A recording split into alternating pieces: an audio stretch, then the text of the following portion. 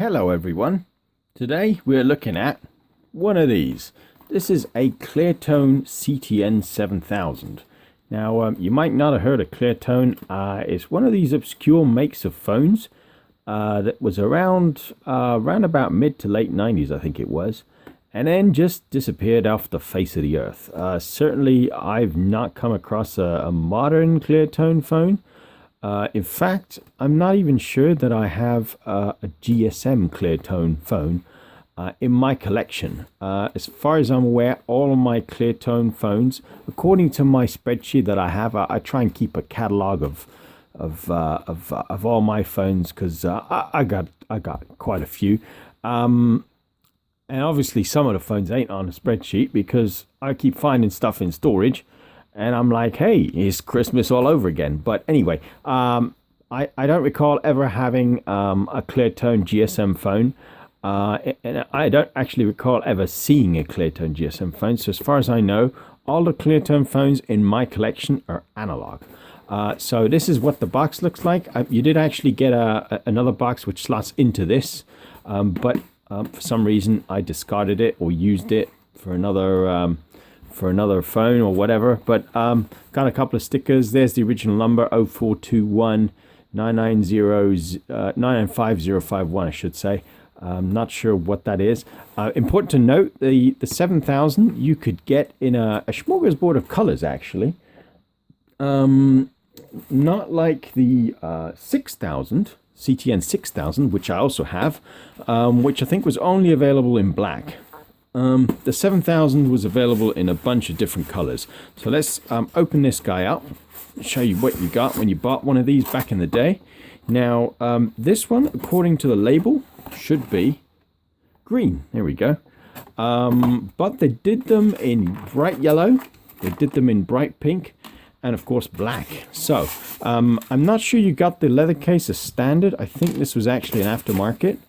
But it says Novotel 830 there, so that's probably correct. I'm thinking that that was aftermarket because the Novotel 830 fit, the leather case for that fits obviously this phone as well.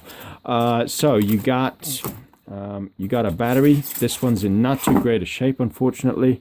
It is bright green. That's how they come. This isn't spray paint. This is all original.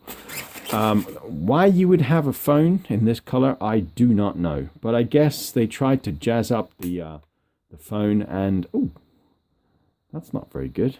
I didn't know that. They tried to jazz up the phone and try and make it appeal to people that obviously were a bit hip. This, of course, was marketed by People's Phone. They were an airtime provider from back in the day, from yesteryear. And they had service agreements with Vodafone at the time and what was back then called Cellnet, which then became BT Cellnet, which is obviously now O2. So I wasn't aware the screen on this was damaged, which is a real shame. That's real annoying.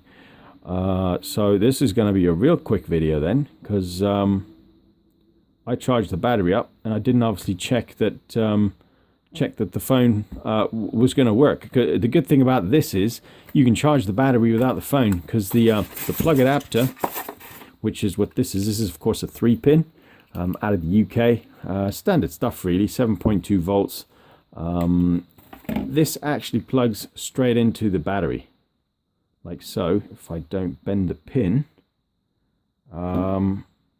let's hope I didn't just bend the pin, but it slots in like so. I'm going to force it because I think I just did bend the pin, which isn't good. But and you charge the battery, and that's the only way you charge the battery. They did, or did, I don't know if they did or did not do some sort of desktop shoot because it's got a funky connector at the bottom. Probably did as an aftermarket accessory. I've never come across one, and I've got a few of these. In fact, I got all the colors actually. I do actually have another green one, which I know the screen was damaged on. It's real annoying because I don't actually have I thought this was my working green one, which it clearly isn't. So now I have two green ones which have the screen damaged, which is real annoying. But as you can see, this one's in slightly better shape. This one's got all sorts of black marks on it. This one is in a lot better shape, and you can clearly see the pin just there. So yeah, they did do this phone also in yellow, which I also have. Need to make some room for it though, because this is another boxed one. And this obviously operated on TACS. Again, this was marketed by People's Phone. I don't know if you can see the sticker. They were, like I said, a provider from yesteryear. And there you go. You got the user manual, and of course you got it in black, green, pink, and yellow. People's Phone were renowned for a no-frills airtime provider because their slogan was "Where talk is cheaper." Back in the day, per minute charges were astronomical anyway. You were talking about like $1 a minute or something like that. Certainly I can remember paying like, what was it? I can remember paying like 65 pence, English pence a minute. And that's like $1 a minute basically. And that was just within the UK. I got robbed back in those days, but manual's pretty simple. Going by this, you had a power indicator, you got a service indicator and signal strength, and obviously your alphanumeric display. I would show you, but I don't have it ready, and obviously the green one ain't charged. Well, it's charged, but the screen's broke. So, but yeah, they did do this in a yellow. This is the yellow one. This has got a bit of grime on the side, unfortunately, and the yellow battery, of course. Same again, pin in the middle. And you're good to go. These are of course NiCads, so they don't hold that much charge. I left the battery on charge for about 9 hours.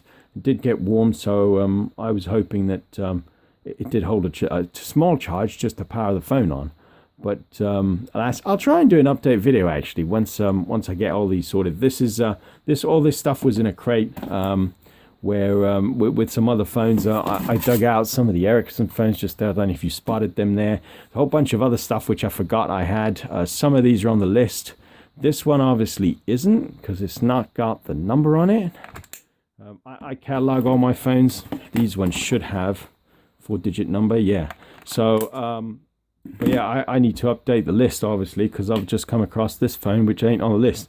But anyway, just a quick video really about these phones. These weren't too common. You can still find these.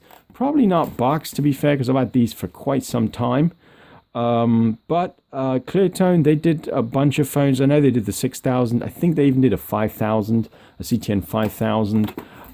And they did possibly even a 2000. I seem to recall a really thin phone. It was like this thin and really long. And I think I got one of those as well. I'm not even sure where it is though. But yeah, basically, like I said, just a quick video. Cheap little box. And not much else to say about these. But nice to have because I think, going by the colors, I think this is like the only maker phone that did like the fluorescent bright colored phones. Certainly I don't think I've got any other manufacturer that where I have all the 3 different colors.